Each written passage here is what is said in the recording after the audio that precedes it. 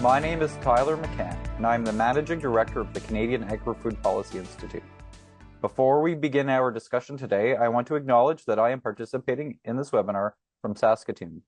Saskatoon is located in the traditional territory of the Treaty 6 First Nations and the homeland of the Métis.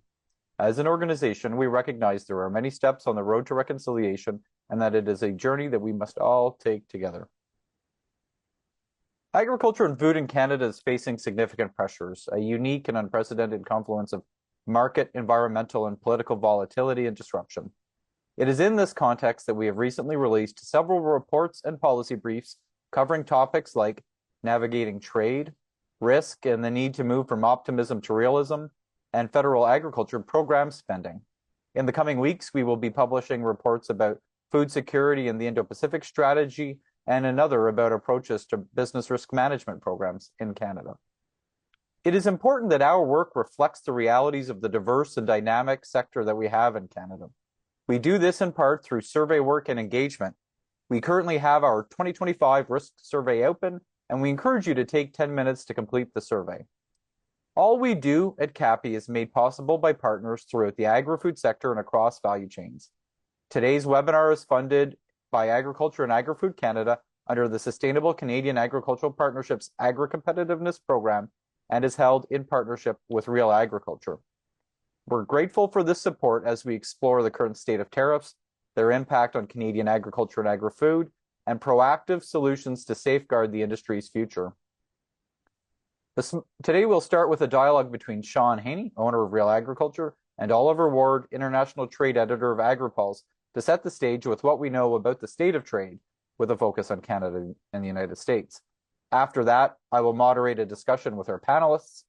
But before I turn it over to Shaun, we would like to hear from you. There's a poll that's going to pop up on the screen. Please take a couple of minutes to share your thoughts with us. We want to know from you, when you think about this and acknowledge the potential for short-term disruptions, do you think Canadian agriculture and food will successfully navigate the trade war? The options that we've given are no, we think that this will lead to structural change.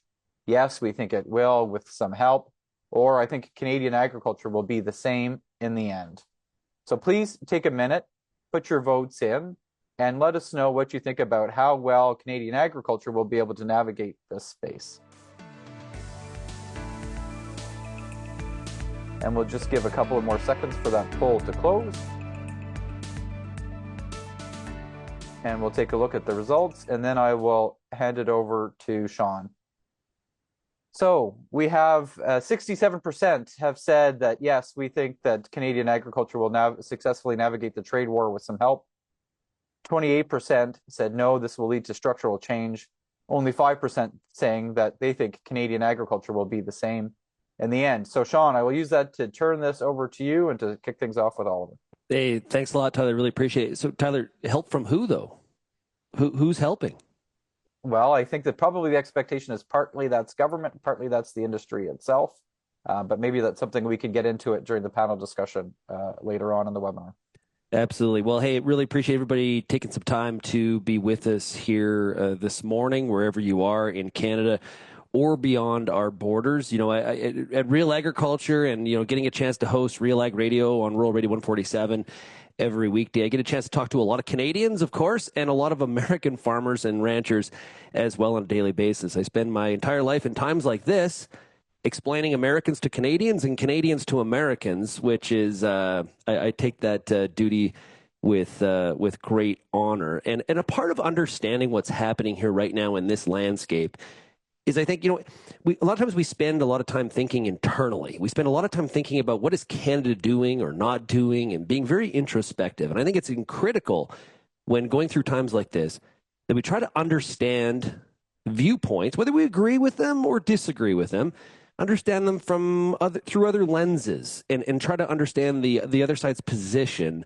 on some of these very, very important manners. So let's dig in right now and get to that part of the program. I'm joined right now by someone who spends his whole day, his whole life digging in on trade, and we're very happy to have him here on this webinar and focused on the industry of agriculture. It is Oliver Ward. He is trade director at Agri-Pulse, based out of Washington, D.C. Oliver, it is great to be able to chat with you here this morning.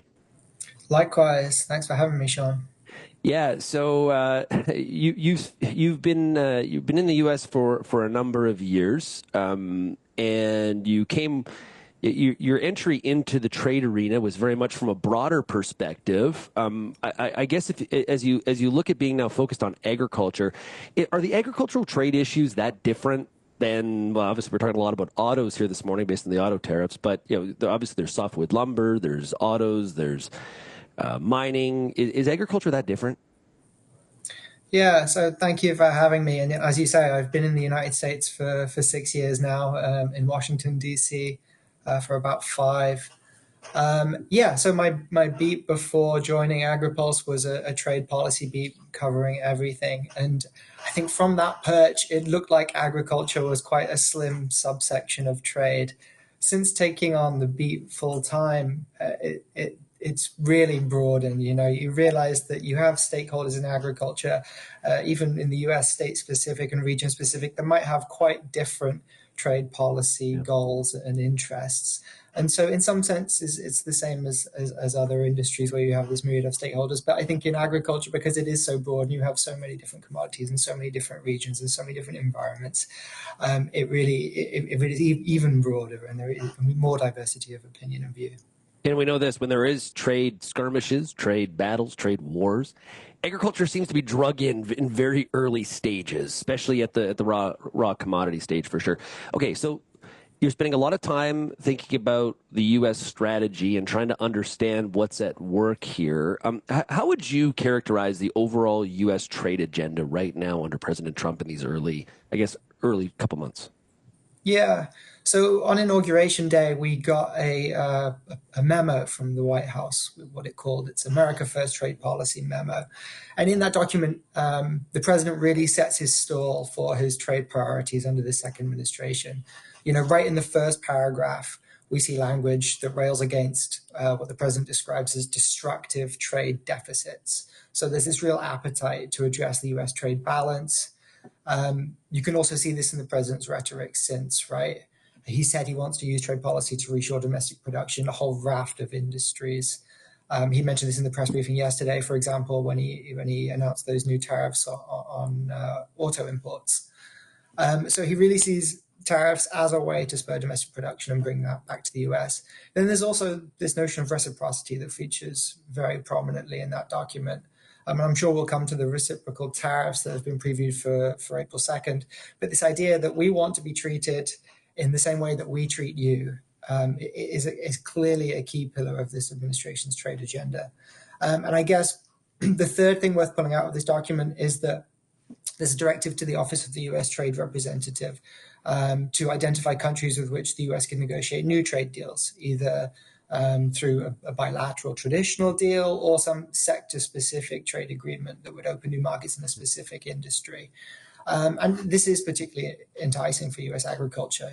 We've had 4 years under the Biden administration where they didn't do comprehensive FTAs with broad market access. And if we want to find those new markets, obviously there's a myriad of trade barriers that need to be addressed for U.S. ag. Just one final point on it is that notice it doesn't mention those plurilateral or multilateral initiatives. So it is safe to say that this administration is going to pursue a bilateral approach to trade, deal making with maybe individual partners at a time, as opposed to some of these broader frameworks. I think there are, for those of us that are trying to follow this on a daily basis, God help us, that we see differences between Trump 1.0 and Trump 2.0. I talked a lot about the need to make sure you're reading the right textbook. And so Trump 1.0, the art of the deal, negotiating, trying to find a better deal for the United States. In Trump 2.0, it's a lot more about it was in the poll, the restructuring. It's more Robert Lighthizer book, No Trade is Free, is more of the textbook at work. Is that how you see it? Yeah, for sure. There are a number of differences between the first administration and the second administration. Not least for everyone watching it, as you mentioned, the pace is obviously breakneck for all of us. Yeah. In the first administration, it took a year and a half to impose new tariffs. They went through very specific investigations. They were adopted for very specific reasons as well, all of which are linked to trade. We saw tariffs on washing machines, on steel and aluminium. The metals tariffs linked to national security. We saw the 301 tariffs, which are imposed to counter specific unfair trade practices. This time around, as you say, there's a broader realignment in the sense that we're thinking about trade differently. We're thinking about a broader countering of the trade balance. We're also thinking about reciprocity, but there's also a change in how the tariffs are actually being used as well. I mentioned that those first administration tariffs. This time around, we're seeing them wielded to advance non-trade policy goals, right? So we had the tariffs on Canada and Mexico, for example, ostensibly to address migration or the flow of drugs. We also saw a very short-lived trade war, if we can call it that, with Colombia over the handling of deported migrants. And these are not trade policy issues, but tariffs clearly are still the preferred tool. One other thing that's worth mentioning is he's also raising the issue of tariffs as a revenue raiser much more frequently, right? He suggested that, again, yesterday, that they could be used to fund other economic policy goals as well, like extending his tax cuts. So there are some quite large differences there. But there's, I guess, can you use tariffs as a revenue generator and use it as a negotiating tactic? Because if you're using it as a negotiating tactic, if you get what you want, you pull those back, which then all of a sudden you're reducing your revenue opportunities. We're still hearing about the External Revenue Service being launched to collect this money before it enters the United States. Are those two strategies in conflict, or do they complement each other? They're absolutely in tension. And Erica York at the Tax Foundation has been particularly vocal about this, for example. As you mentioned, if you want to collect revenue from tariffs, they have to be imposed. And so if you're negotiating either pulling those back or delaying them or narrowing them, obviously, then that impacts the revenues as well. But I'd also like to add the third objective here as well, which might also be in tension, right? Is Trump has mentioned reshoring manufacturing and using tariffs as a way to do that.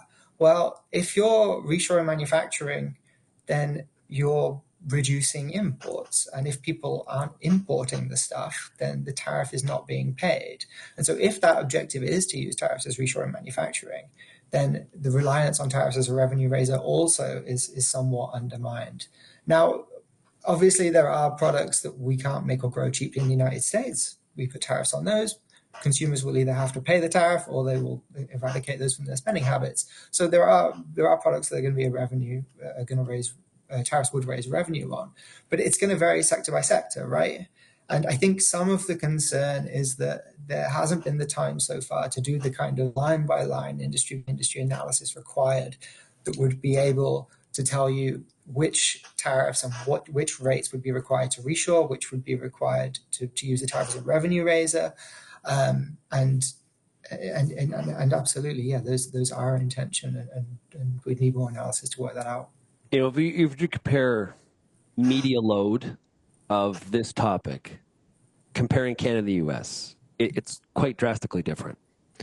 If you watch the Canadian news at night, whatever channel you're following, it is this topic from start to finish, and a little bit on the Canadian federal election as well. To be fair at this point, because that's ongoing as well. But it is Trump and tariffs nonstop, front to back, and that's also influenced what's going on with our current federal election as well, as the polls have really flipped. Where does Canada? But in the U.S., that's not happening. It's not as predominant. Where does Canada fit right now as a discussion point, as an ally in the Washington bubble, as you talk to many of the people that are in that? Yeah, so it may not be as prominent in the news. We've got a ton of issues competing for oxygen. Even just on the trade front, we have a myriad of issues. This week there was a shipbuilding hearing that dominated headlines. But I would say Canada is featuring prominently in the agriculture discussions in Washington, D.C., right? The trade associations are particularly concerned about the tariffs on Canada because they see them as a double whammy to U.S. farmers.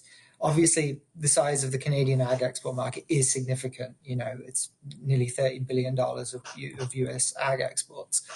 But tariffs on Canada also affect the input side of things for farmers in a way that tariffs on people like China and other countries do not. We know that we've heard in the media a lot of discussion about the potash that the US farmers rely on. But there's also, agricultural machinery. I was speaking to someone from the Association of Equipment Manufacturers that said, a piece of raw iron crosses the border from the US to Canada 5 times before it becomes a piece of finished farm machinery. And then you've also got, livestock. The US ranchers import cattle for feeder herds. And so I think what Canada is getting a lot of oxygen in the agriculture community in DC because of those reasons. It doesn't just threaten the export market. It also puts pressure on those imports as well. The question I get a lot is, as I talk to a lot of our Canadian audience, and we've just been through a pretty strong run here of different conferences across Canada and the U.S. Is a common question is, what do U.S. farmers think about this trade strategy? And that's there's data to talk about that. But from an ag industry standpoint, the ag industry is very focused on expanding export opportunities. You mentioned the Section 301, the shipbuilding probe regarding Chinese ships and trying to bring that manufacturing back to the U.S. Obviously, we've got lots of tariffs that are threatening some of the agricultural export opportunities. What sense do you get from the U.S. ag industry about the current state of the trade strategy? Yeah, like you, we've had conference season, so I've been to a few of them in recent weeks.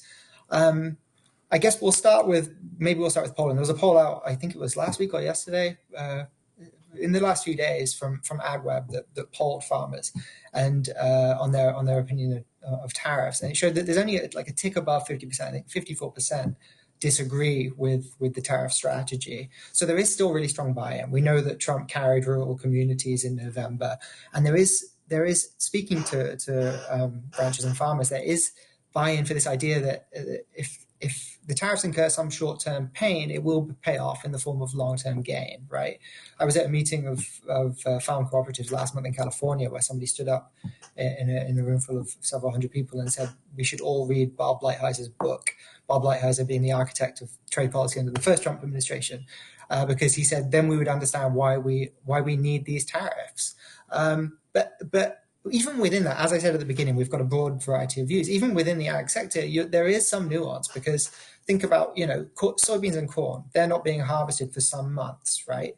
Yeah. So they can weather some trade turbulence for a little while. They're not going to feel that bite until after the harvest. And then even once they do feel that bite, their financial setup might be so that bills may not come due till near the end of the year. So there really is some nuance to this. Outside of Washington, the view is, I was speaking to a farmer from Kansas recently that said that their local farmers are willing to give Trump a really long runway on these tariffs. But there is nuance within that as well. Yeah. So, and it's hard to predict the future in times like this, but with the kind of divided Congress that exists and global trade partners, pushing back, how much freedom does President Trump truly have to impose this agenda? Obviously you gave some numbers in terms of some of the support, but and what internal U.S. factors might limit his ability to act unilaterally going forward on this front? Yeah, this is a really interesting question. So without getting too in the weeds, the Constitution does give U.S. Congress oversight over U.S. trade policy, which they then divulge to the president. But so far, speaking to Republicans in Congress, many of them are willing to give Trump the benefit of the doubt so far, right? So I spoke to members on the Ways and Means Committee a few weeks ago on the use of these emergency powers to put tariffs on Canada and Mexico. So bear in mind, this is a novel use of those powers. They hadn't been used to impose tariffs on U.S. trading partners before. Nixon did something with a precursor of this power. But the members I spoke to, some of them who are free traders and fairly skeptical of tariffs for anything other than addressing unfair trade practices, all said they're willing to give Trump the benefit of the doubt, right? One of them even called these emergency powers and the fact that Congress gave them to Trump the original sin. But there was no interest in clawing any of these powers back. Now, it is worth remembering Trump ran on a campaign platform that included tariff proposals, including across-the-board tariffs and steep tariffs on China of up to, I think he floated 50% or maybe higher. And he won that election convincingly. And so many in Congress do see him as having a mandate for tariffs. And again, some of the lawmakers who led the charge on clawing back some congressional oversight in the first Trump term are no longer in Congress, like Rob Portman and Pat Toomey. So it's not totally clear where such initiative to do that and pushback would come from. But I have to caveat this because it's one thing not to challenge the president's use of executive powers, but it's quite another to support it in legislation. So some of this will depend on whether the president and the Republican Party want to use tariffs as an offset for some of their other economic goals in legislation. If that happens, we don't know. There might be some more pushback from Congress. And the other thing is once there is a reconciliation package that gets through Congress and some of these economic objectives are enacted in legislation, lawmakers might have a stronger footing to turn around and say, we delivered on your economic agenda, here are your tax cut exemptions. We haven't ignored the will of the voters, we've listened to them, but on the tariff front now, we can push back a little bit more. So it's really a fluid situation there as well. Yeah, and April 2nd, next week, which the president has called Liberation Day for the United States, reciprocal tariffs. Now, a lot of R words here. Reciprocal tariffs are not retaliatory tariffs. I think everybody understands what retaliatory tariffs are. Canada has threatened, and other countries, Europe has as well, retaliatory tariffs. If you're going to do that, we'll do this. Reciprocal is different. What should Canadians be aware of when it comes to these reciprocal tariffs that supposedly are going to be launched on April 2nd? Yeah, so it is quite murky right now. We've had, Scott Bessent last week suggested that they could be limited to a dirty 15, limited to a group of countries that's quite narrow to begin with. The president said yesterday that they would apply to every country. So we don't totally know what the scope of these are going to be. We also don't know how steep they're going to be. The president suggested in the last few days that he could be quite lenient and they may not be a total like-for-like tariff rate of average applied tariffs. So we don't totally know where they're going to land right now. What we can say is that countries have obviously taken different approaches to how to get ahead of these, right? Canada, the European Union, China, they're all retaliated, have signaled that they will retaliate to tariffs that have already been put in place. Although Europe has softened slightly in recent days in delaying its retaliation. And other countries, the UK, Vietnam, India, we've seen some suggestion of concessions to Trump. There's been reporting the UK is considering cutting its own digital services tax applied to US tech firms. India took the first steps this week towards dropping their DST. And Vietnam, I believe, has also talked about tariff cuts. And so there is a divergence in countries trying to get ahead of these, even though we don't know what they're going to look like yet. And so I guess we'll see on April 2nd how successful those efforts have been. I texted with someone from the UK government last week when they were in Washington, who seemed very optimistic after those meetings that both countries were on the same page and hoping to do something that would avoid those reciprocal tariffs for the UK. And Mexico may also be one to watch on that because they are a major US trading partner, but Claudia Sheinbaum's government hasn't responded with the same vigor as say, Canada or the EU. So they may end up being a bellwether here. But I would say, bearing in mind heading into those April 2nd tariffs, is we might get a sense of what the right approach is or what the more successful approach is to deal with Trump when he makes some of these tariff threats. Yeah, you mentioned the AgWeb poll. Carolyn points out in the Q&A about the results, and I knew I had the results of this poll because I was the person that released the results fresh off the presses last week on AgriTalk when I was guest hosting. So here's the results. So the first question was, do you support President Donald Trump's use of tariffs as a negotiation strategy? 41% saying yes, 54% saying no, and just under 5% saying unsure. The next question was, do you believe the USDA will compensate farmers for losses if agriculture is affected by a trade war, similar to the compensation provided through the Market Facilitation Program? That's the MFP program it's often referred to. In Secretary Rollins' confirmation hearing, she talked about how she had talked to former Secretary Perdue about how he rolled out those MFP payments. 34% said only 34% said yes. That's an interesting piece, because on AgriTalk last week, we definitely chatted about the fact that that's less than we thought it would be. Only 34% of people saying yes, they will be backstop, because I think that backstop, Oliver, to wrap up here, that's what holds people to the "I'm with him" part. Is those backfill payments. Yeah. Well, we also know that the Commodity Credit Corporation, which funded those payments last time, is depleted. It has a borrowing authority of up to 30 billion. It doesn't have anywhere close to that right now, so that could also be playing on people's minds as well. Yeah. I want to mention to everybody that if you do have a question, some people have already started to do this, put your questions into the Q&A section on Zoom here, and we'll get to as many of those we can in the back end of the program. Hey, Oliver, hopefully you're sticking around for some of the Q&A, but thanks a lot for joining us here today. I appreciate it. Thank you. Likewise. Hey, that is Oliver Ward. He's trade director at Agri-Pulse. Encourage you to check out Agri-Pulse's work. They are, Sarah and the entire team, Oliver there, are fantastic when it comes to covering ag policy issues from a U.S. perspective. Hey, Tyler, I'm going to pass it back over to you for the panel. Great. Thank you very much, Shaun. And just on the Q&A, if you go in and you see a question that you like, feel free to click on it and let us know, and we'll deal with those questions first. I'd like to get into the panel discussion now with our first panelist. We're very pleased and appreciate his time this morning. Ambassador Gregg Doud is currently the President and Chief Executive Officer with the National Milk Producers Federation in the United States. Before arriving at NMPF, he served as the Chief Ag Negotiator in the Office of the U.S. Trade Representative from 2018 until 2021. Before that, he worked in industry organizations and as a staff member on the Senate Committee on Agriculture, Nutrition, and Forestry. Ambassador Doud currently lives with his family on their horse farm in Lothian, Maryland. Ambassador, I hope I got that town right, but maybe first we'll go right into the question. Going back to your time at USTR, you were really heavily involved in the renegotiation of the USMCA, but how do you we're not sure what that means today. We've got this trade deal. It had agreed to tariffs and trade relationships. How do you see the validity of USMCA and how it fits into everything that we see going on in Washington? Well, the first thing I would say, Tyler, listening to the previous conversation is, why are you surprised by any of this?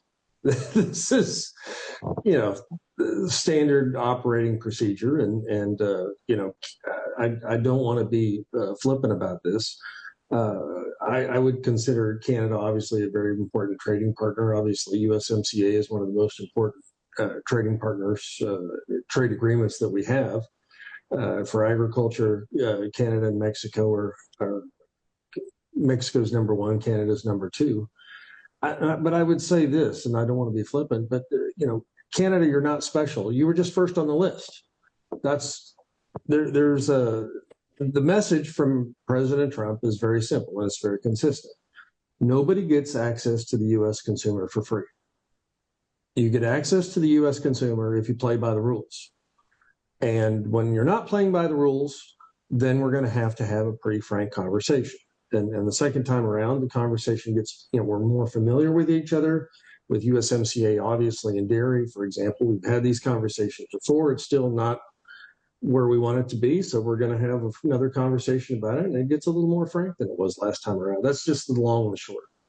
I appreciate that, and again, it's we'll come to the dairy in a minute because obviously there's a lot of interest in Canada about it. But again, without trying to be flippant about something that's really serious, I think a lot of people in Canada thought we were playing by the rules. We had thought that the rules had been written, that we had gone through that tough negotiation. There was back and forth, give and take at the end of the day. And I know we can.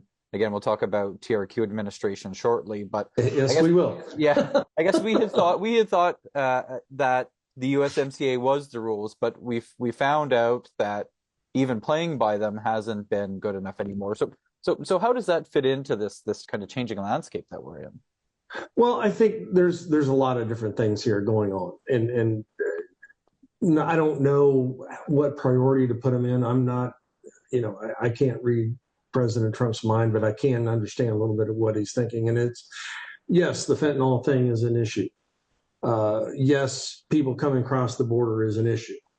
That not to be, uncharacteristic about this at all. Autos is always something that is top of mind for him.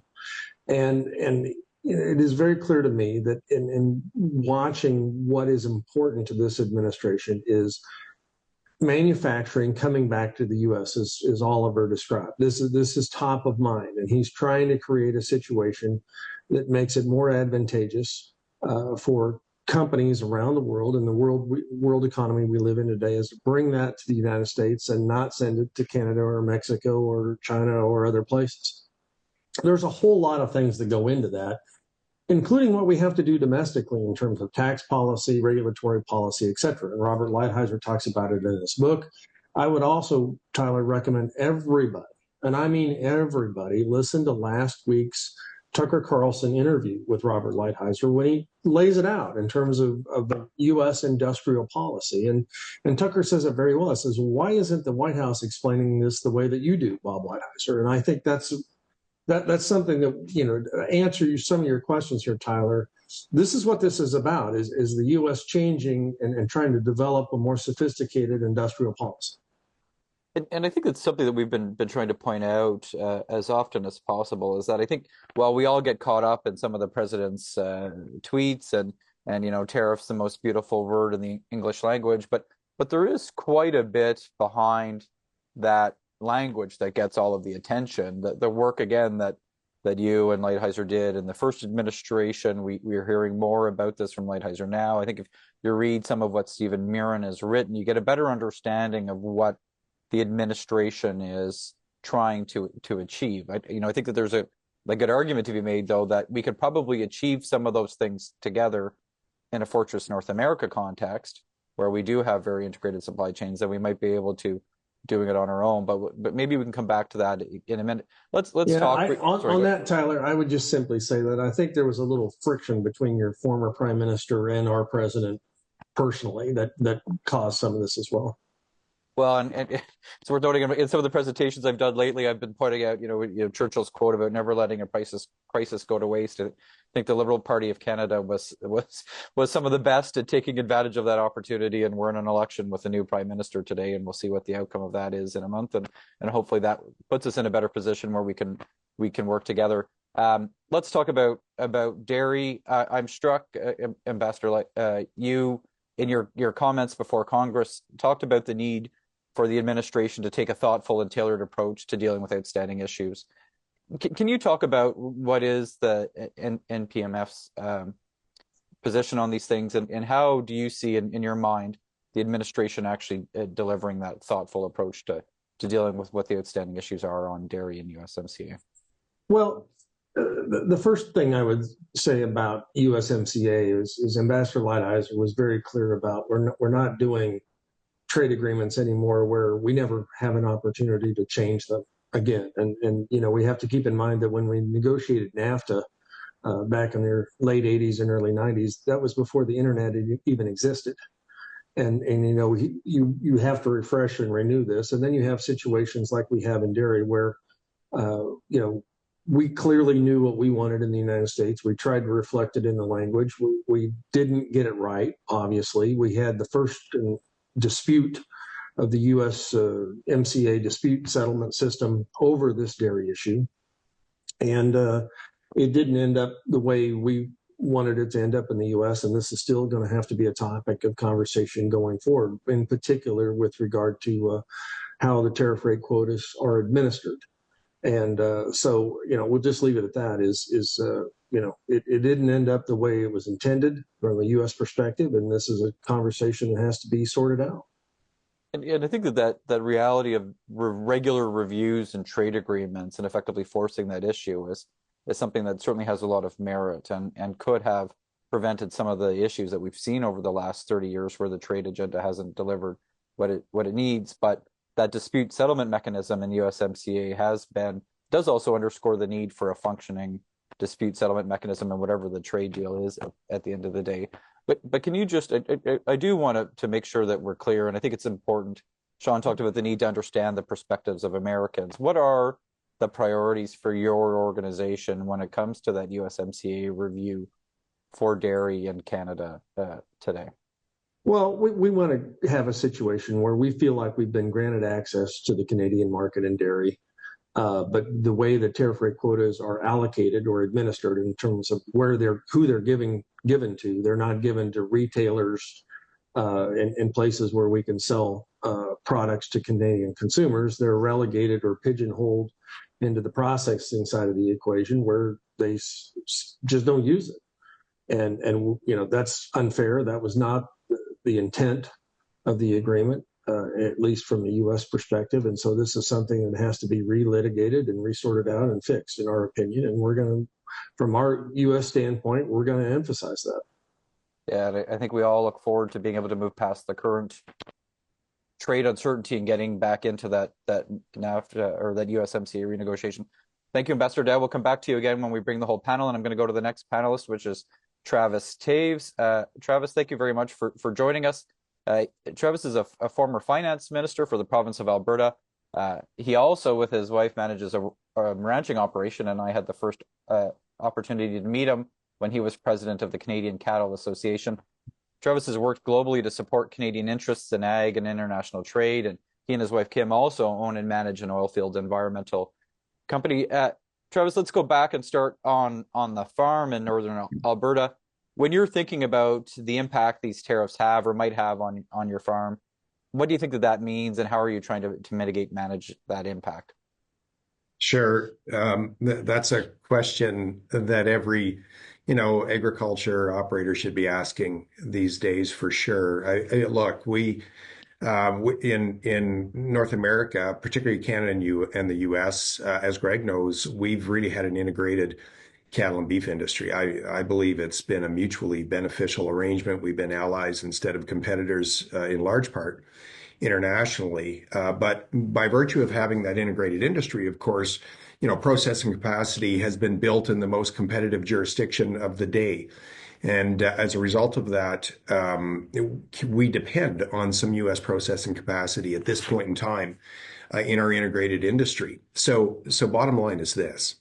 If there are tariffs on live cattle going into the United States, then it's going to have a direct and immediate effect on cattle prices in Canada. And it won't just affect the value of those cattle that are trading south of the line. It'll affect the price of every finished steer and heifer and every slaughter cow in Canada. That's the reality, because the only way to sort out which feedlot can sell cattle into Canada's processing system is through price. And we've experienced that during, the BSE days. We know how that feels and looks. And I would suggest that ultimately Canadian packers are going to pay effectively what U.S. packers are prepared to pay for live cattle, which would be market price less their import duty. So it will have a significant effect should tariffs be levied.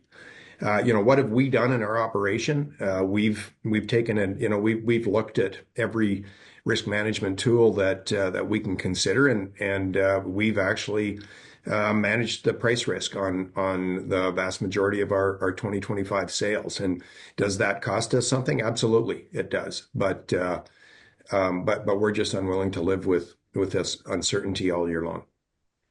And I think it is important to understand. Yeah, I think back 10 years ago or 15 years ago now, almost, when we were working together previously, getting kind of that price risk tool established was an important part of the agenda. And I think clearly there's opportunities for governments to go further to make that a more meaningful tool to farmers in this context. But in this broader question around the need for compensation, ultimately, how you've been on the head of a farm lobby group. You've also been a provincial finance minister. I think we're in this space where there's going to be a lot of demands and a lot of pressures from a lot of different places potentially to come in and help farmers, but also small businesses and employees and others that are impacted by this. How do you think that this potential compensation space is going to unfold, and where do you see that going as we get into this world of potential hurt? Sure. Well, that's a great question. I think we need to go back to first principles when we consider, support, should we be, with tariff action. And, the first principle is this, that programs shouldn't provide a disincentive for producers to manage their own price risk. That's the reality.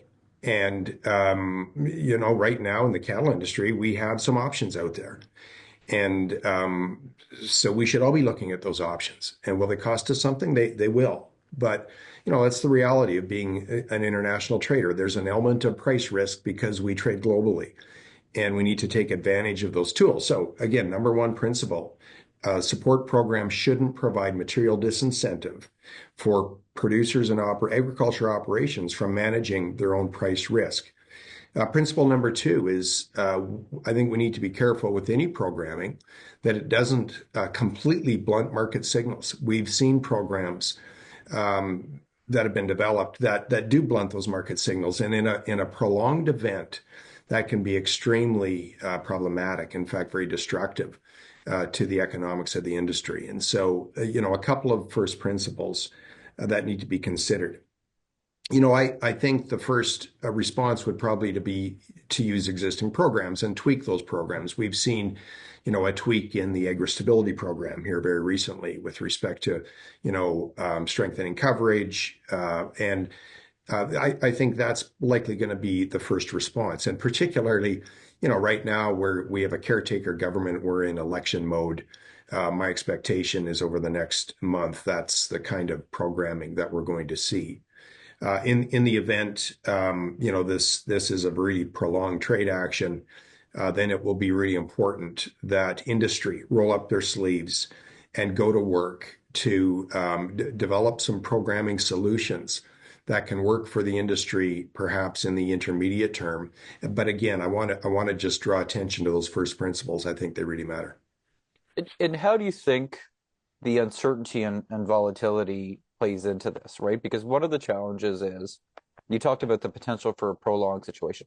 We don't know. What we have seen over the last couple of months is the U.S. president ratchets up the pressure and then backs off. He ratchets up the pressure and then backs off. I think we're already seeing on April 2nd this potential for tariffs, but already messaging about the potential to back off. So how do you, again, when you're thinking about some of the hats that you want, how do you deal with this reality that we really don't know what the impact is going to be? And one of the questions in the chat was could CAPI do some work on modeling it? And I'll say, I think we all need to figure out what assumptions we're going to use when we're trying to figure out what the impact is, and that's a very difficult thing to assess. So how do you think about the way that uncertainty plays into, again, how governments are going to react, but also how producers and others are going to react too?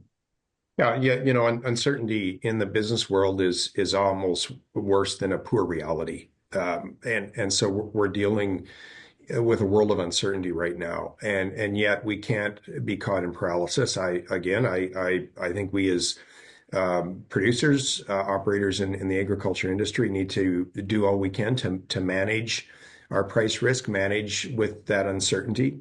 And I do think there could be a role for organizations such as CAPI to do some modeling.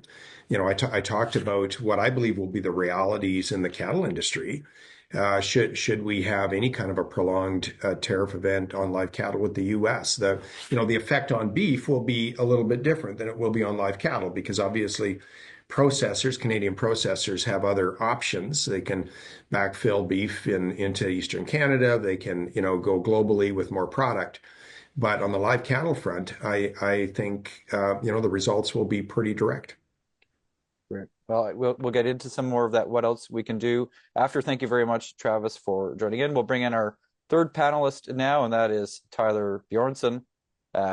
Tyler is a seasoned public affairs executive with a large network amongst government and industry stakeholders in Canada and around the world. So Tyler, you've seen this kind of trade dynamics and how things play out, and inside government, outside of government, as a trade negotiator, but also inside a business.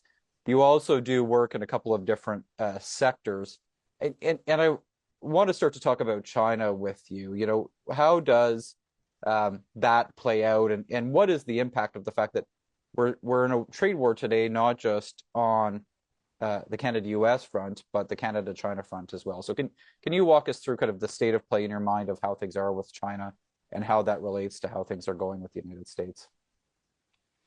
I think Canada and Canadian agriculture producers and exporters have seen over the decades many circumstances where they had a major trading partner, in my terminology, a major trading partner behaving badly, and having to react to those circumstances. Certainly, we've seen China, India, the EU, and others implement measures, sometimes technical barriers to trade, sometimes political, sometimes tariff oriented, and cause major disruption. But I can't really recall a time when we've seen our two largest export markets at the same time kind of hammer and tong with us on the tariff front. That is unique, and it's something very different. And so I don't think there are any simple answers when you have two markets that for many of the agriculture subsectors constitute 60 or 70+% of your total production. I think it's very easy to say, oh, we just need to diversify our trade when faced with the reality, the immediate reality of where the heck do I sell my products now that my two largest customers aren't a competitive option, at least in the short term. And so, Tyler, I think I like the proverb that necessity is the mother of all invention. And so from my perspective, the longer that Canadian agriculture is exposed to trade friction with both China and the United States, the more likely it is that you see some of that structural change that you asked at the beginning poll, that you see some of that starting to take shape. And from my point of view, I think lots of Canadians are probably thinking that this is a wake-up call. I couldn't agree more, and I think it's a wake-up call in particular for the government, both federal and provincial, on the agri-food sector, because I think we've been in this sort of Rapunzel-like dozing period for a long time, just kind of chugging along, doing our thing, and happily selling our products, but not really thinking about a strategy. And maybe I just add one last thing here, is it's super frustrating when you see over the years reviews and commissions and councils and white papers and blue ribbon panels and everybody and their dog weighing in and giving recommendations about what we ought to do in our sector, and very little implementation of a lot of the recommendations that are coming out of those suggestions. So hopefully this is the kick in the pants we all need to actually act on many of recommendations that have been made, especially, for example, in the Barton report and now a decade ago. Right, and so often, Tyler, lately I've been thinking that in the context of what this kick in the pants should tell us is that we need generational change in agriculture policy in this country. And this, it's been 25 years since our ag policy framework was agreed to. The world has changed since then, but how we do ag policy in this country really hasn't. But at the core of all of this, Tyler, I guess I'm curious as to how you talk about the challenges of trade diversification. How much of the solution needs to come from finding solutions to address these issues with China and the United States?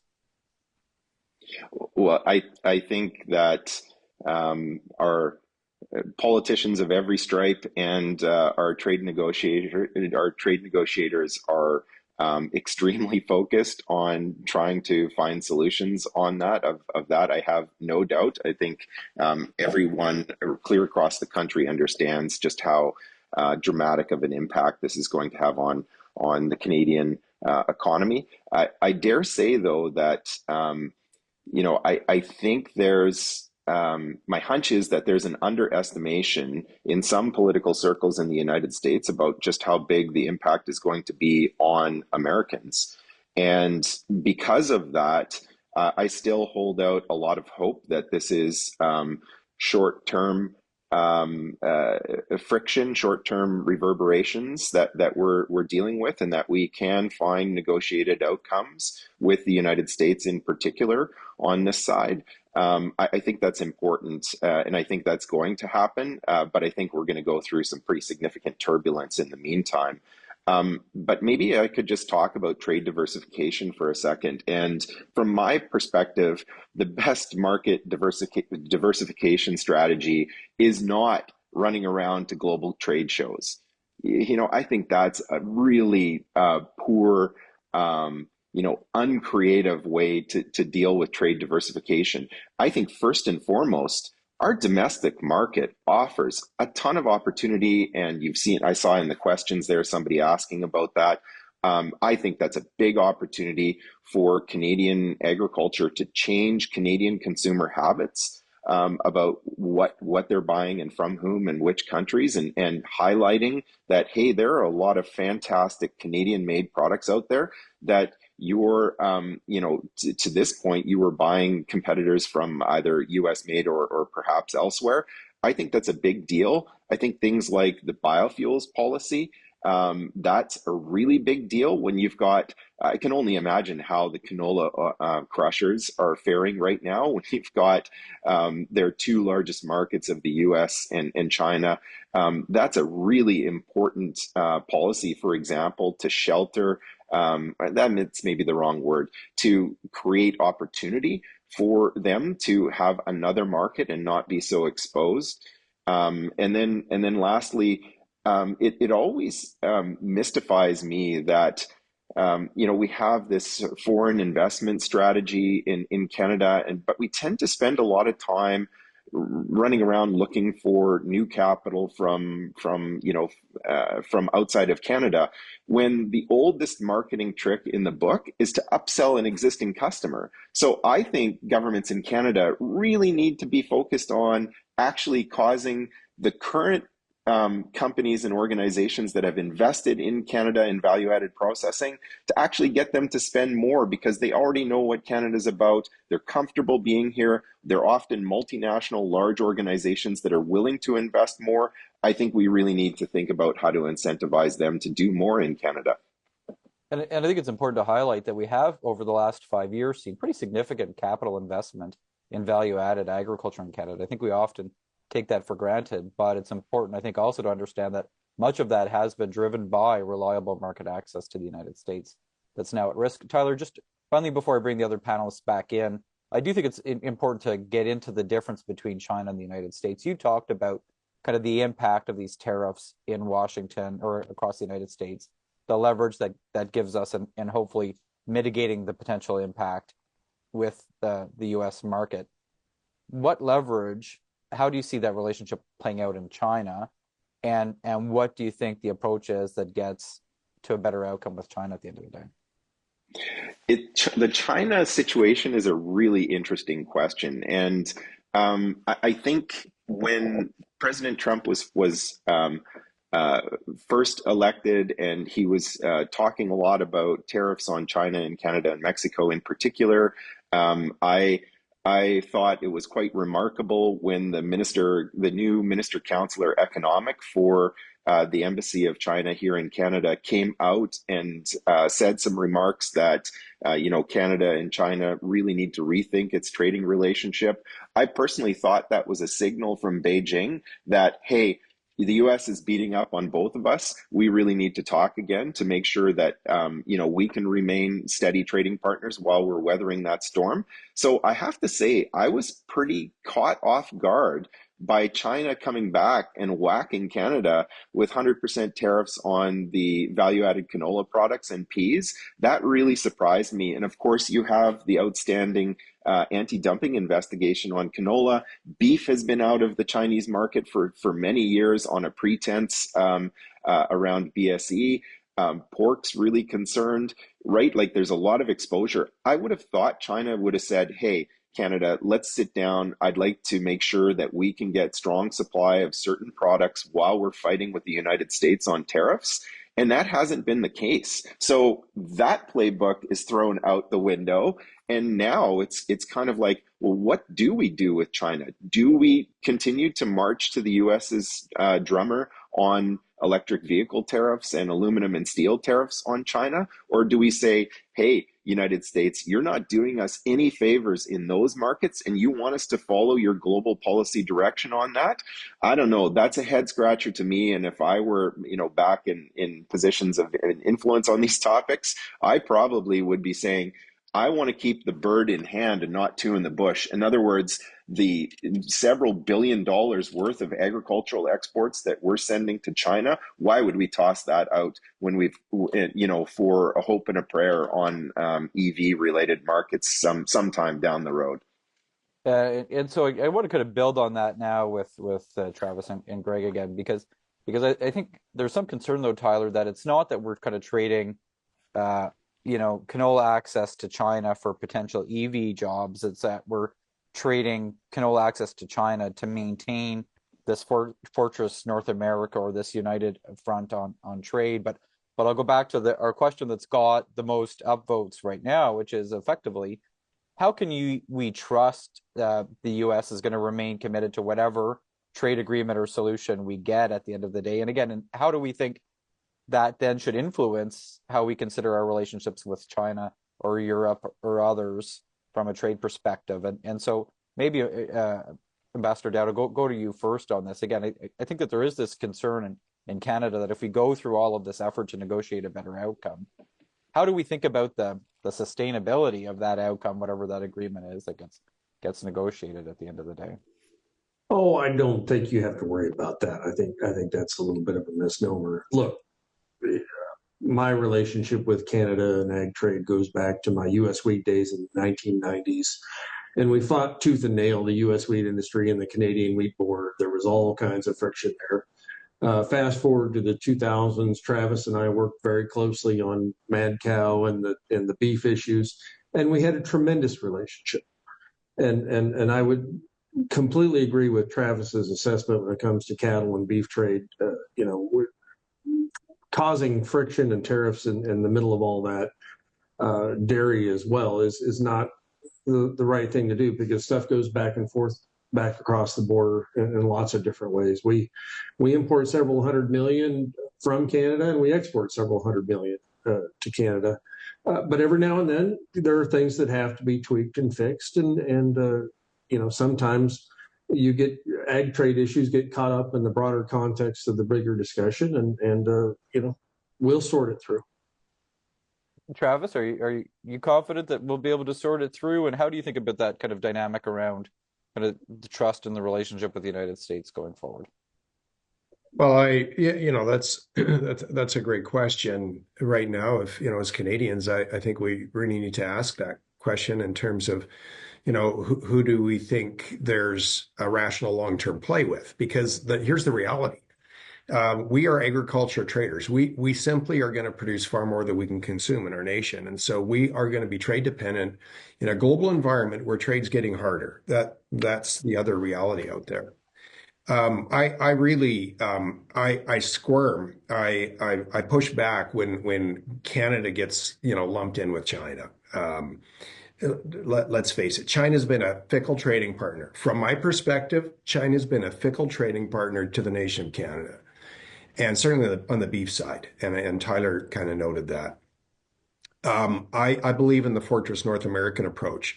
And I think you're going to see trade agreements that are much bigger than just trade as we go forward. There's greater geopolitical tension these days. Trade agreements are going to, I believe, ultimately solidify around geopolitical lines. And, who are our allies, right? I mean, obviously, the U.S. is going to be an important ally down the road. That's our reality in North America. We're going to have to play hardball right now. In my view, Canada can't roll over, but I believe that playing hardball will be worth it to get to an appropriate end. The other thing we as Canadians need to face up to, we're dependent on trade. We're a trading nation, particularly in agriculture.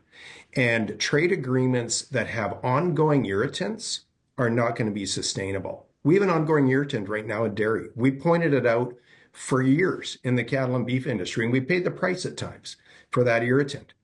My hope would be that our next prime minister is going to, effectively propose moving up USMCA negotiations as a concession immediately. And as Canadians, everything needs to be on that table, because trade agreements that are going to have persistent irritants are not going to be solid and dependable trade agreements. And I think, Travis, it's again one of the review clause in USMCA, ruffled some feathers when it was first agreed to, but it does create this relief valve to deal with pressure and should take some of the pressure off of kind of blowing things up. And it's worth noting we don't have that review clause in the Canada-EU free trade agreement, and we don't have that same mechanism in that case then to go back and try and review those things. And Tyler, I want to use kind of that relationship with Europe as a way to talk about the fact that, again, Canada and the United States do have much more in common together. You've done work around the world on grain trade issues, and I think it's probably fair to say that Canada and the United States often have far more in common on our approach to these issues than Canada and Europe do. How do you think, again, in the context of trying to build more support for this Fortress North America, understanding that, again, we are often the best allies, Canada and the United States, and how that compares to, again, trying to change that relationship with Europe and others? Yeah, it's super interesting because I tend to agree with what Greg and Travis said about, in the medium, or hopefully not long term, hopefully it's medium term, we're going to sort things out with the United States. I think we're going to have continue to enjoy a solid economic relationship with one another. There's too much at stake economically, politically, and from a security point of view to not have that relationship. And it doesn't make any sense to not repair it and put it back on a really solid founding and track. With a footnote, and that footnote it includes. I'm a bit concerned about the U.S.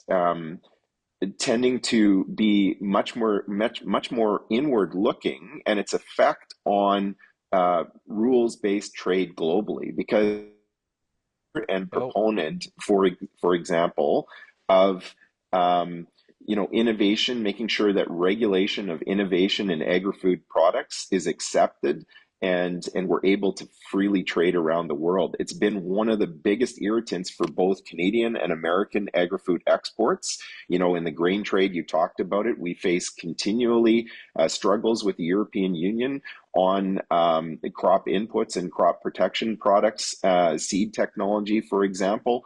And I think we need, as Canada, to think about, if the United States is not willing to play that role to the same extent it has in the past, then how can we play more of a leadership role in that, given how much is at stake for us on agri-food exports?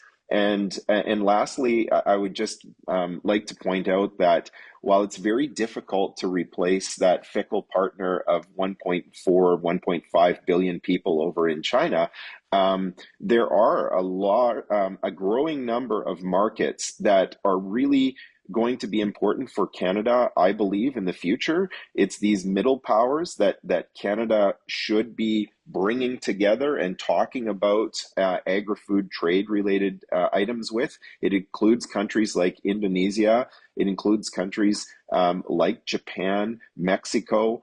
I dare say Brazil is included in there, but it also includes countries like Nigeria, that we're selling more and more wheat to, and has a really burgeoning population, and they can't possibly feed themselves. So I think Canada needs to think about what's its strategy and how does it play a leadership role with those middle and growing powers that are out there that are going to want a lot of what we produce. And so, Greg, how do you think about that inward turn that we're seeing in the United States? And U.S. dairy producers have an aggressive export agenda. That's not, often in the Canadian context, but around the world. You've got your own challenges with the European Union.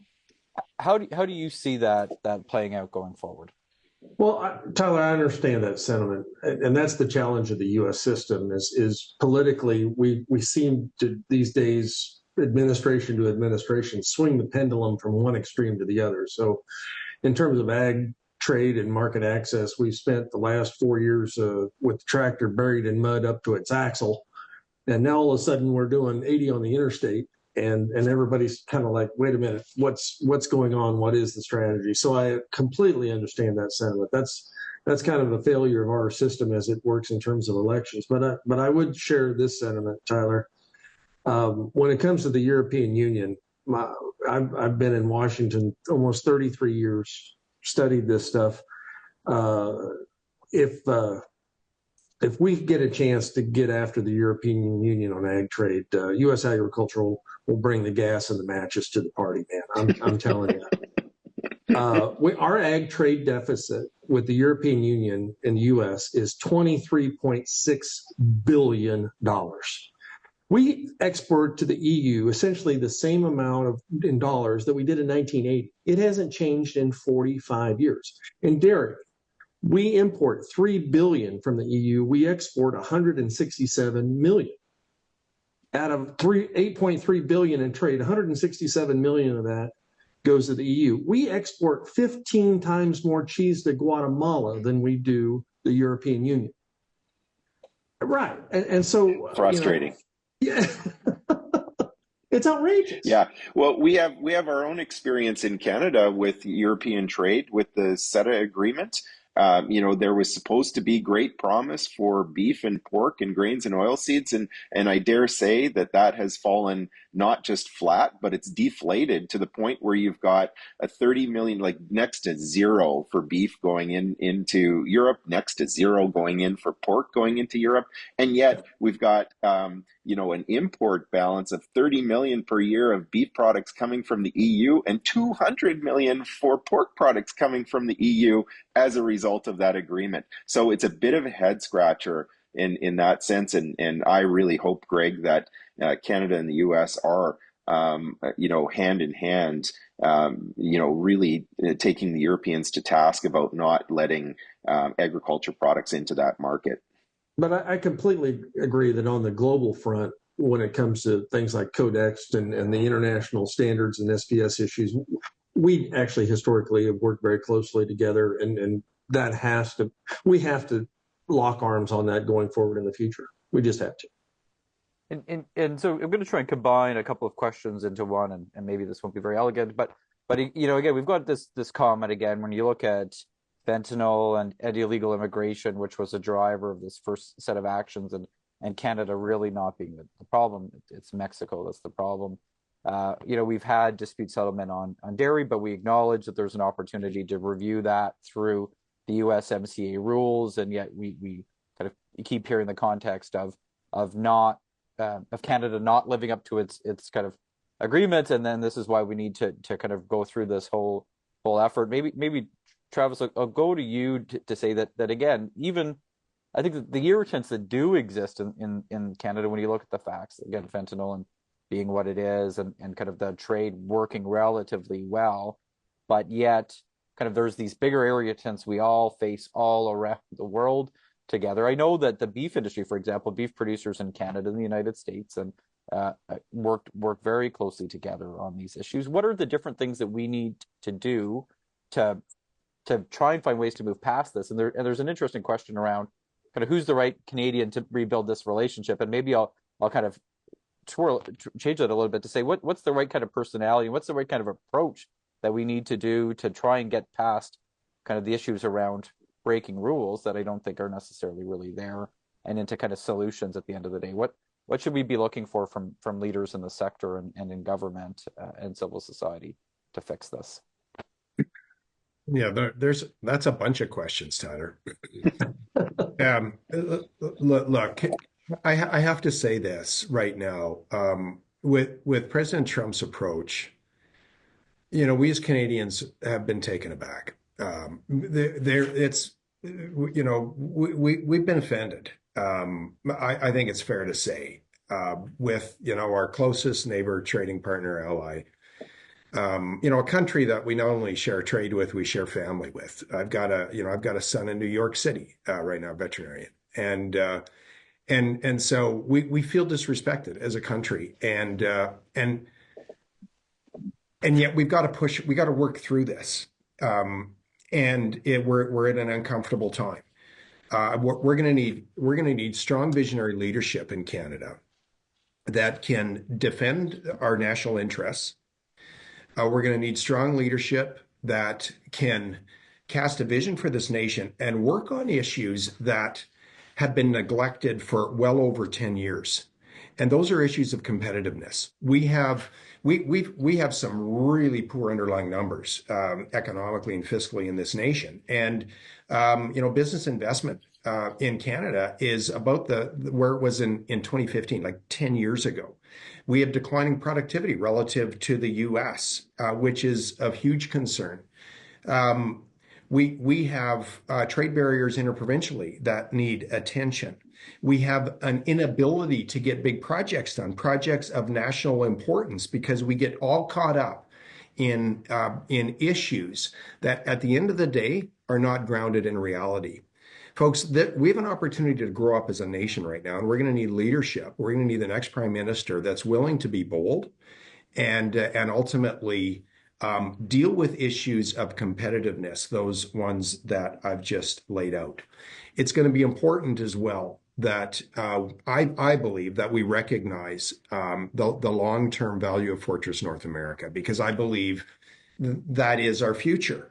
Again, we're going to have to defend our interests right now during this very uncomfortable time and do that well and do that with strength, but also be able to cast a vision for what we can accomplish together.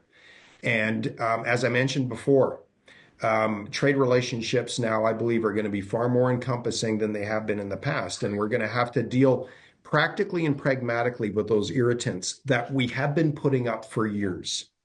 We're going to have to deal with issues such as, our defense spending, for instance. That's been an irritant with the U.S., and rightly so. We've got to, again, that's part of growing up as a country.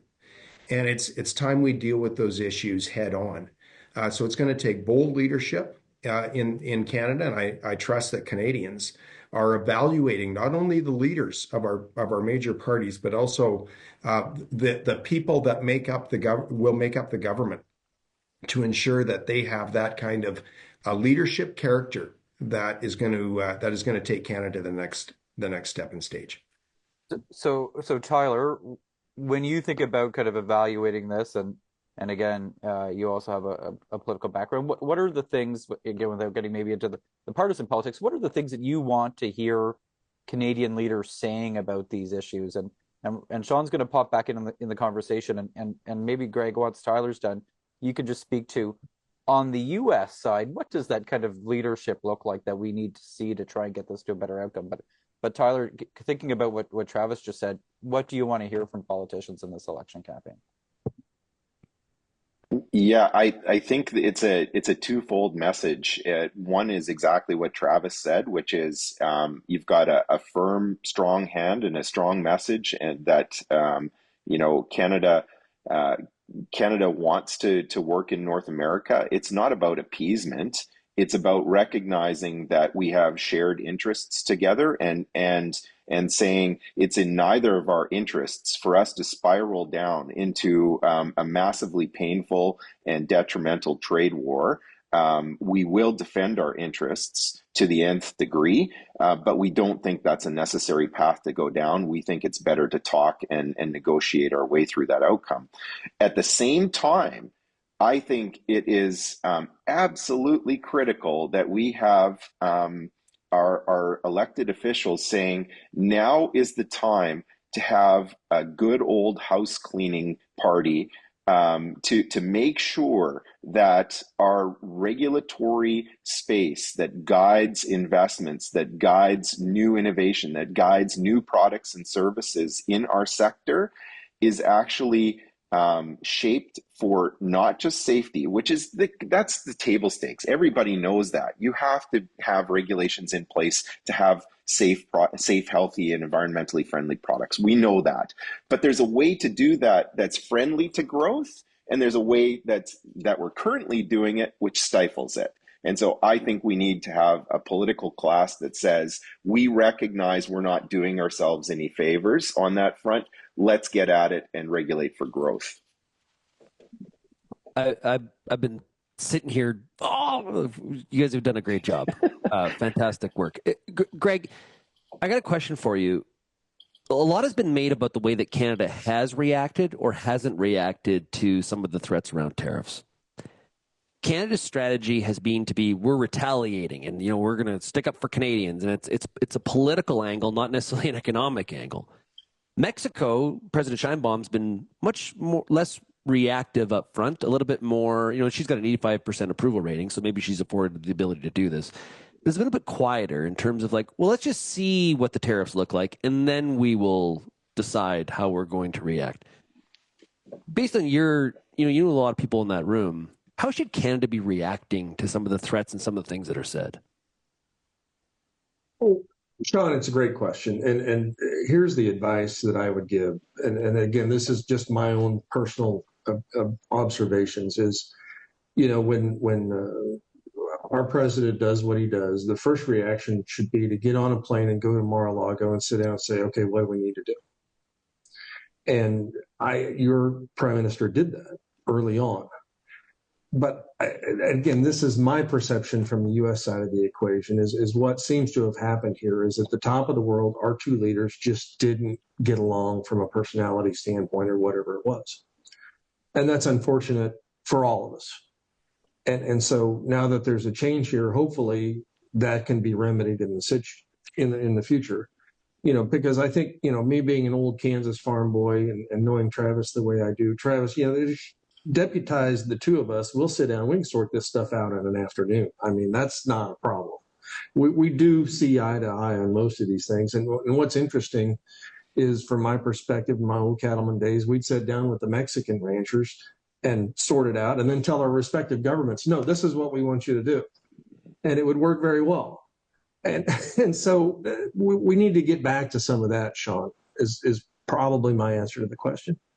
Yeah, what I've been... Travis, I couldn't agree more with this Fortress North America as a solution for Canada's way out of this, or to a better side of it. But Travis, you also said something that I think what we've seen is in all of this is a hyperbolic version of our cultures. American culture tends to be very direct and like, let's get down to it. We'll be friends. We'll go to the lake and we will drink beer. But how are we gonna? What does this business deal look like? Canada is much more relationship focused, and Canada has spent a lot of time being offended and being hurt, as opposed to, okay, yes, I am. Let's get over this and get to the brass tacks and sort this out. Travis, how do we get past this Canadian culture of being so offended by something somebody has said at the White House? Well, I mean, ultimately, we're going to have to get over it. The reality, we've been taken aback as Canadians. I think to Tyler's McCann's first kind of question, we thought we had a trade agreement, and with the opportunity to obviously tweak it and renegotiate it in due time. But that agreement has not seemed to matter to the current U.S. administration, and that's concerning. So we've been taken aback as a country. But look, Shaun, to your point, we've got to get past that. And ultimately, I believe that we need to recognize that, a sound future for our nation includes a solid relationship with our closest neighbor, trading partner, and ally. And we need to sit down. That's why I'm suggesting that the next prime minister should really offer to move up negotiation of USMCA immediately. Yeah. And have the boldness and courage to put everything on the table. It's time we recognize that we're a trading nation, and stop taking such a hypocritical approach to agriculture trade. It's time. Yeah.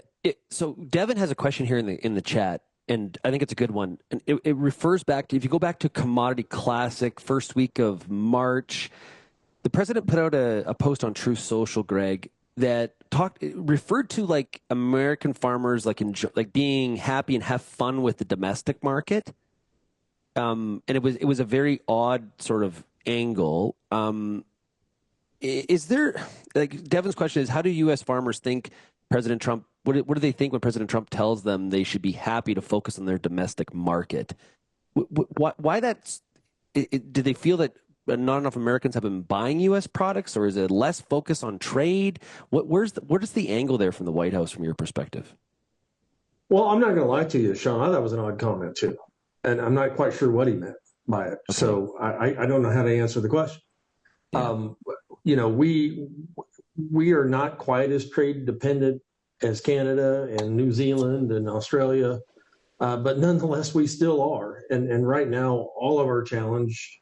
Bob Lighthizer talks about this, Shaun. We have to have a great tax policy, regulatory policy, fiscal policy, interest rates, et cetera, to be competitive.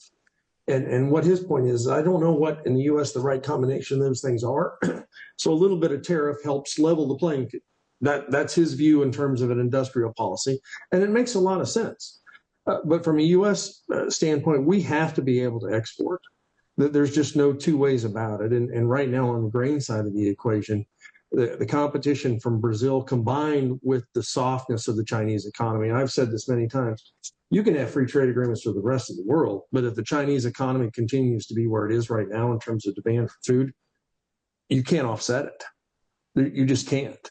And so all of us are in a real pickle here in the food business right now because of the softness of the Chinese economy. Well, that's because you're talking about trade diversification. That's the same issue where it's, we hear, and I've seen a little bit in the chat here, where it's like, forget about the Americans, let's just focus on China, or hey, let's forget about China and the U.S. and we'll, lower interprovincial trade barriers and everything's gonna be fine. It's like, no, that dog don't hunt. That math does not work out in anybody's test. And McCann, you've talked a lot about how people mention interprovincial trade barriers as a solution, but that makes sense at 100,000 feet. But at 30,000, we actually get into the details. Much harder to do. Well, and I think it's important to kind of, in a lot of these things, right, we need to understand what are the actual issues that are standing in the way. In ag and food, again, we've got issues around trucking and moving products east-west, but I think we've gotten caught up in interprovincial trade barriers as an issue, and even accessing the domestic market more is not an easy thing to do in this context, right? Like none of these solutions are short-term solutions that can have a meaningful impact, and they do get back to we need to create an investment community or an investment environment where somebody's going to come in and invest in domestic value added in a way that will help us to better serve that. But even then, there are limitations when we grow a lot of wheat and canola and produce a lot of beef in this country. We just can't consume enough of it at the end of the day, and we are that trading partner. And I guess I go back to this kind of Chinese dynamic because it has been really top of mind in Western Canada as we've seen these tariffs play out. And I'm curious, Tyler, really, I'm not sure that there's a right answer around how you balance that China-U.S. relationship at the end of the day. But when I hear Gregg talk about it, it makes me think again that one of the solutions should be Canada and the U.S. managing that Chinese relationship together and with kind of the same approach. But I'm not sure that that's possible. How Tyler, how do you think about that trade-off at the end of the day, and how do we find out how that actually practically fits into it? Even then, when we've got choke points and other issues around infrastructure shipping east. Yeah, we haven't even talked about rail service performance and all of the challenges that we have around that. The fact that we've got two geographic monopolies for railways that behave in certain ways that aren't always advantageous for agri-food exporters.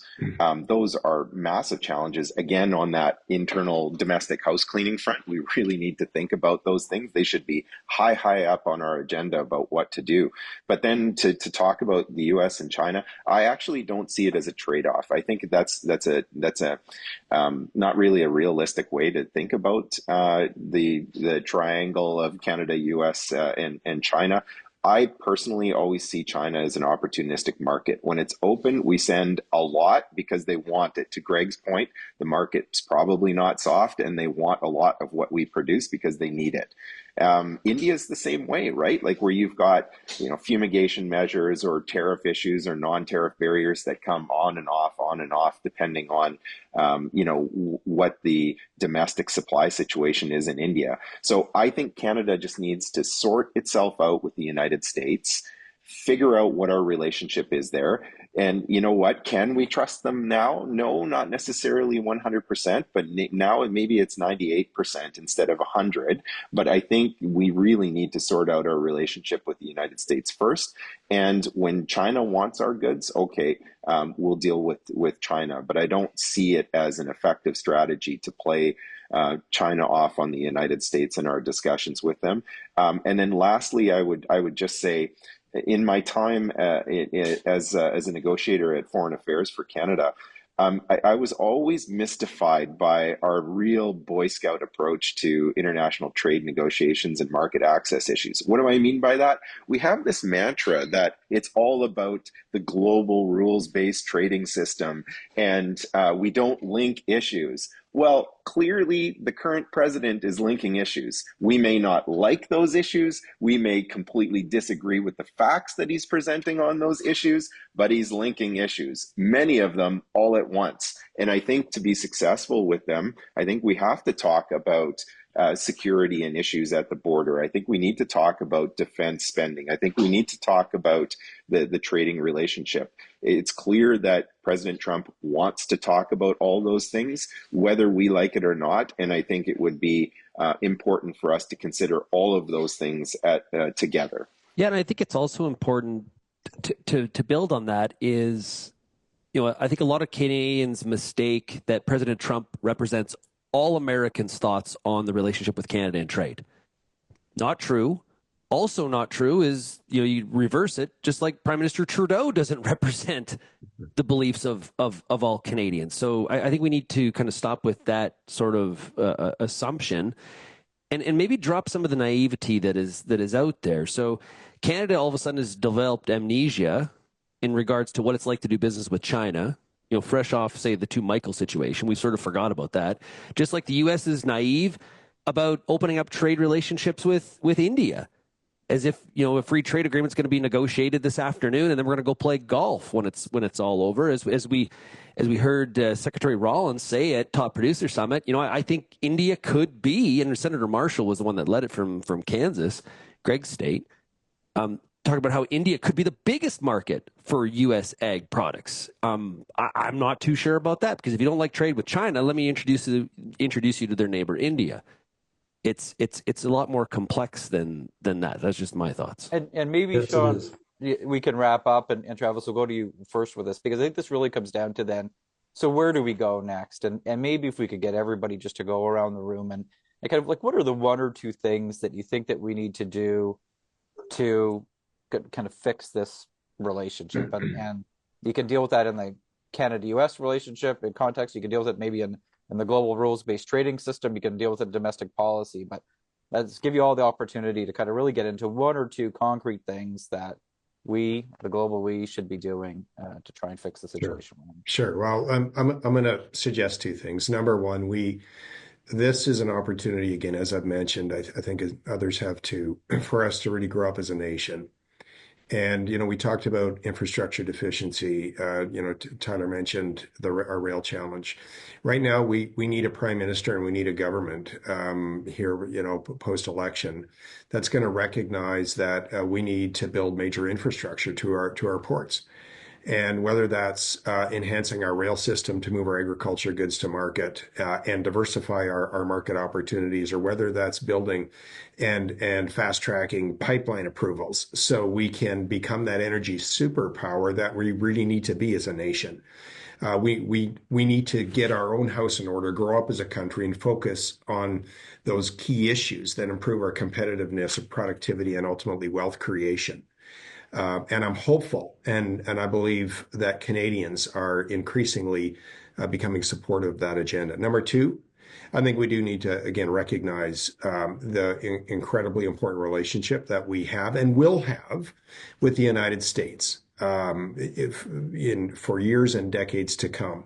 Roll up our sleeves and be willing to put everything on the table to ensure that we have a mutually beneficial trade relationship and relationship in general, because that the reality is that's going to be our future as well. So, two things. Thanks, Tyler. To you, what are the two things that you think? One or two things that you think we should be doing to respond to the situation? Well, as I've said a couple of times now, I think we need a strong look inwardly about what we're doing to make Canadian agri-food sector stronger. There's been tons of reviews and recommendations made. I think we'd actually need to follow through on some of those recommendations. And I think we need to have cool, strong heads and sit down with the United States and hammer out a deal that addresses all of the issues that are clearly being raised by the president, some of which are going to be difficult and uncomfortable to address, and some of which I think we can overcome with level-headed conversations. Thank you, Greg. It may be a dangerous thing to ask an American what Canada should do these days, but what are one or two things that you think that Canada should be doing to respond going forward? I think Travis said it well, and I'll go back to the first thing I said is that no one gets access to the U.S. consumer for free anymore, and the president is Donald Trump is a U.S. leader that says he wants it built here in the U.S. and he's going to drive an agenda to do that. So I think very simply what Canadian leaders can do is appeal to him to say, okay, here's how we can do that to the benefit of both nations. And I think President Trump and all of the U.S. is completely open to that conversation because we are very close. We're close allies, trading partners. Let's work together. But understand what, you have to work on the messaging and how to steal the deal and sell the deal to this administration. Yeah. And I think it'll be interesting to see whoever our prime minister ends up being at the end of April, how well they're able to do that and what difference they make, and how well, to the things that Travis and Tyler have said, they can show the leadership needed to actually get things done in this country and deliver, I think, the generational change that we need on agriculture policy issues. Shaun, before I hand it back to you, I just want to say thank you to Tyler, to Gregg Doud, and to Travis for joining us in this discussion today. Again, clearly this is a defining issue for Canadian agriculture and food. But I do think it really is important to highlight that it's happening in a context where we have our own domestic issues. And I think hopefully it's the kick in the butt that we need to get things done going forward. So stay tuned to the work that CAPI is doing as we try and offer our thoughts around what that looks like and how that can move going forward. And again, the risk report survey is in the chat. Please take the time to fill that out so we can hear from you what your perspectives are on these risks and what we should be doing to them. So thank you again to our panelists, and Shaun, I'll hand it over to you for the final wrap up. Yeah, thanks a lot to everybody. This has been fantastic. I was saying to one of the audience members that was watching, this is my worlds colliding, and it's been great to bring everybody together here, which has been fantastic. And what we heard is that there is an opportunity. These are tough. There's some friction right now, and that's fine, but there is an opportunity on the other side of this. We just got to find a way to get to that end goal. I heard Ambassador Doud just say, the idea of how Canada fits into this U.S. planet, but talking a lot about, let's stop talking about integrated supply chains and talk about complementary supply chains, how the two countries working together, and let's include Mexico in that, three countries functioning more as an economic zone and really leveraging us against some of the nefarious characters out there like China and Brazil. Those are bigger threats to our way of living here in North America than the three of us countries battling it out on a daily basis. Canada just has to get past the stage of being treated like a kick toy and get to what is the ask and what are the KPIs that we need to deliver in combination together to get to the other side of it. I want to thank all of our panelists, all the audience for tuning in here today. This has been fantastic. As Tyler said, CAPI is doing some great work. We've been really collaborating together to provide information on topics like this and more, and encourage everybody to check out realagriculture.com. And of course, you can always tune in to Real Ag Radio on Rural Radio 147 Sirius XM at 4:30 Eastern, or wherever you get your podcasts. Thanks for tuning in, everybody, here today. There will be a recording available, and we'll talk to you next time. Cheers, everybody.